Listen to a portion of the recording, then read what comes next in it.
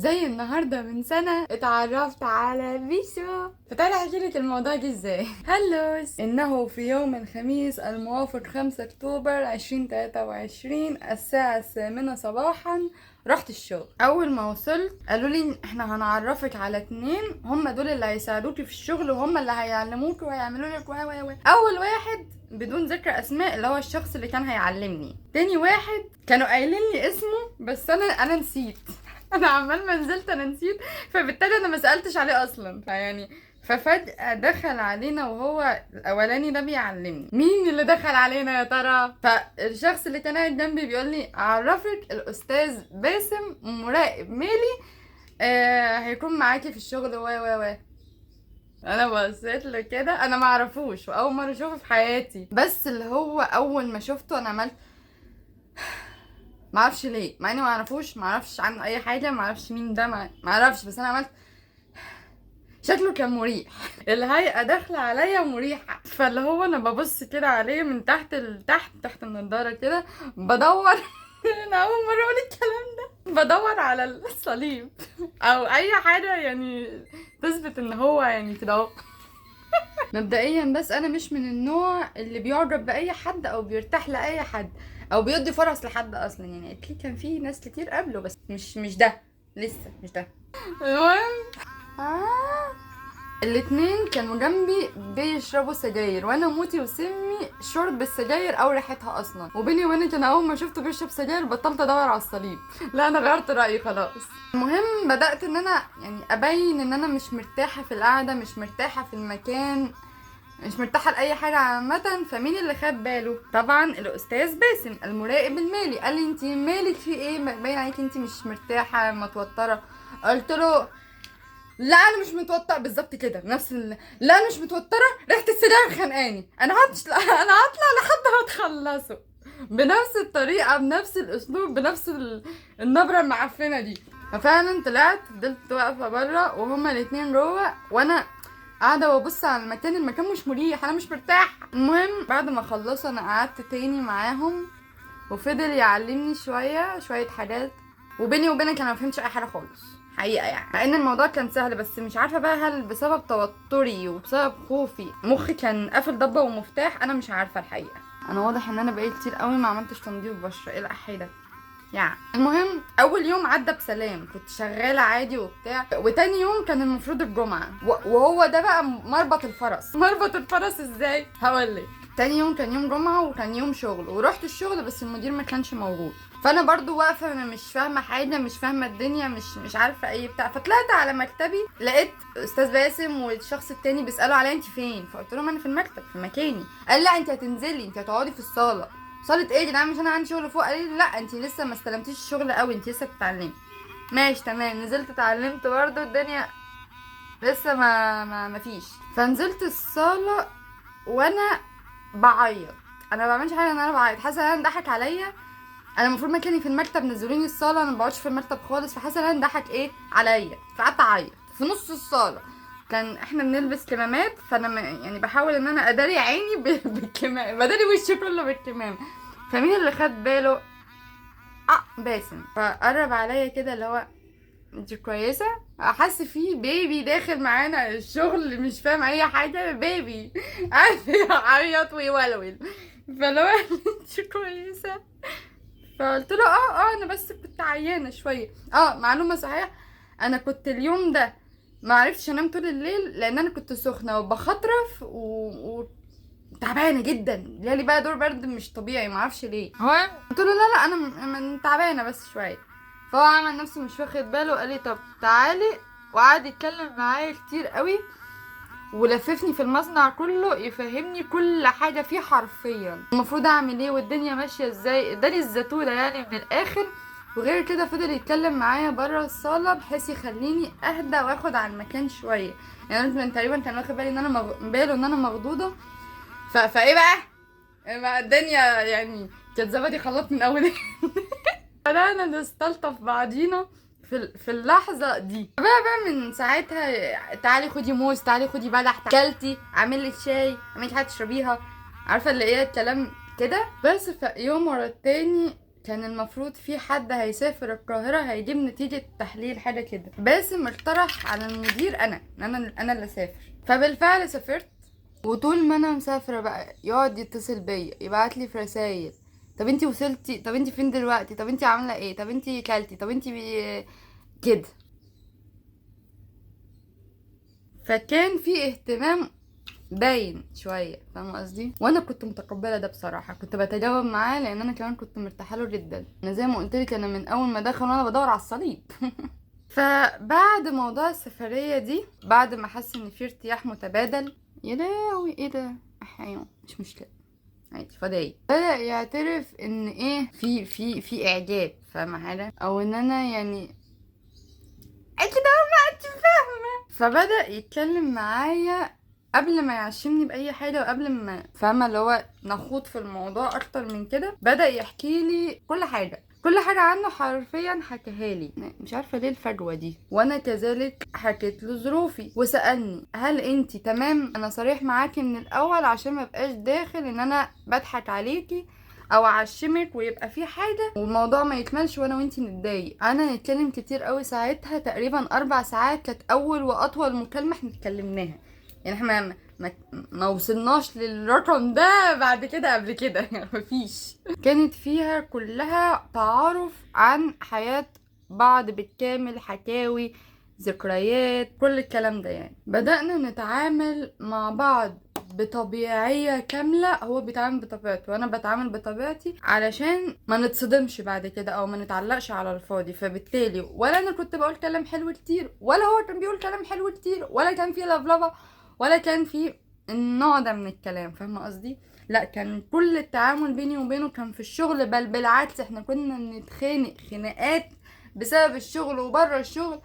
كان صوتنا بيعلى والناس كلها بتتفرج علينا، لدرجه ان الشخص اللي كان بيعلمني اللي هو اصلا بقى صاحبنا خلاص، بقى صاحبي اوريدي، بيقول لي دي مش لغه بني ادمين، دي لغه بهايم، سواء انت او هو كده في وشي. فكان كل واحد ايه، مش بيبين احسن ما فيه، بل بالعكس كان بيبين اسوأ واسوأ اسوأ اسوأ ما فيه عشان نبقى على نور. ودي كانت بصراحة من ضمن الحاجات اللي كنت شايفاها فعلا ميزة. وبعد 2-3 من الشرشحة والخناقات والتعارف والتأكد من ان احنا عايزين بعض او ان هو ده او هي دي، قررنا نعترف لبعضينا ان عارفة انت الحاجات دي، ايوه هي كده وكده وبتاع.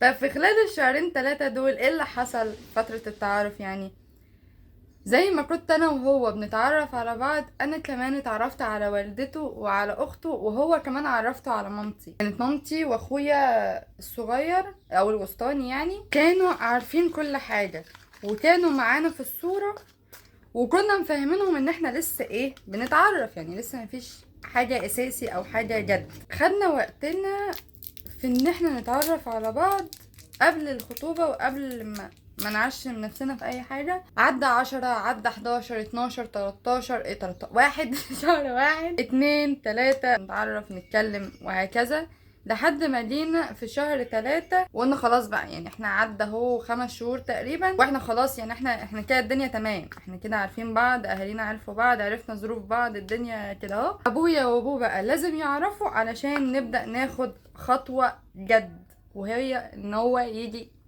يتقدم بقى.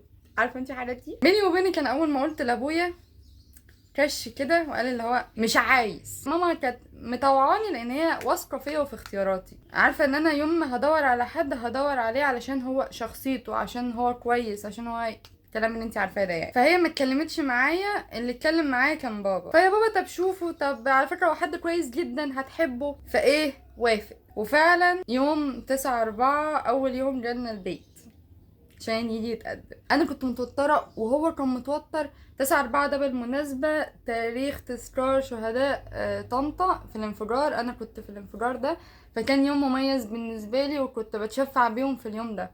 المهم انا ماما رفضت ان انا اكون موجوده في القعده لان هي خايفه يطلع رد مني يبوظ القعده كلها. فاتفقنا ان انا هسمع المكالمه يعني كول تمام. وكان معانا برضو حماتي وبنتها اللي هي اخت باسم. كنا سامعين كل حاجه وانا كنت متوتره ومشدوده جدا، ويا رب اعدي الليله دي على خير. الليله عدت والقعده كانت لذيذه. بابا ارتاح له وحس فعلا ان هو شخصيه كويسه، وقال لي مارينا هو اللي انا قعدت معاه ده هو اللي انت بتتعاملي معاه؟ قلت له اه يا بابا.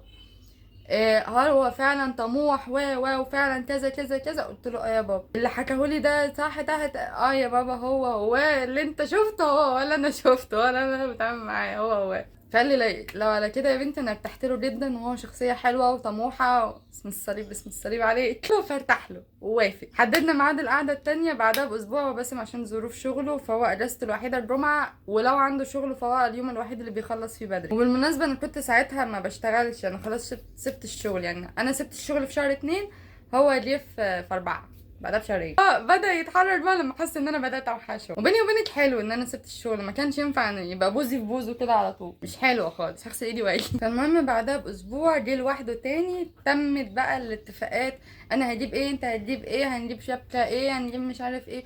وكانت الاتفاقات ساعتها ان احنا هنجيب دبلتين ومحبس، مش هنجيب شبكه، لا هي على قد الدبلتين والمحبس، ولو الظروف ما حكمتش هنجيب دبلتين بس عادي، انا ما عنديش مشكله، كلها رايحه له في الاخر. فالمهم تمت الاتفاقات على خير، وانا كنت موجوده عادي وبتاع، والقعده كانت لذيذه.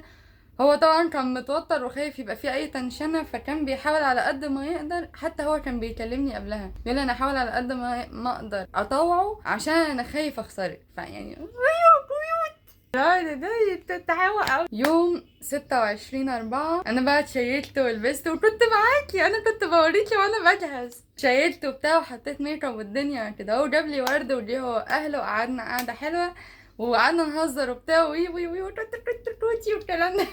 وقلنا ابانا الذي، وتمت على خير، واليوم كان حلو، قعدنا نتصور، والناس كلها بقى كانت عرفت خلاص ان انا هتخطب خلاص بقى كده، الناس كلها عرفت. انت تقريبا كده عدى ربع ساعه، حلوه قوي كده كفايه. هشطف وشي واجي احكي لك اكمل لك باقي الحاجات.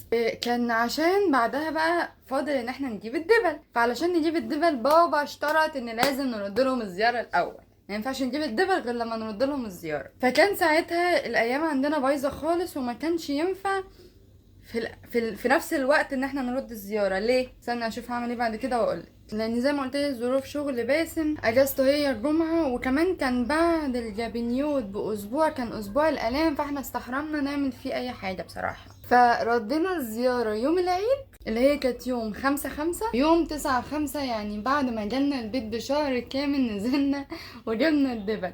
وبرده كان حصلت صدفه، باسم كان متفق معايا زي ما قلت لك على دبلتين ومحبس، ولاد الصدفه برضو الحمد لله الحمد لله، ودي ايد ربنا برضو، في الثانيه اللي احنا اشترينا فيها الذهب كانت ارخص من امبارح وارخص من بكره وارخص من الصبح.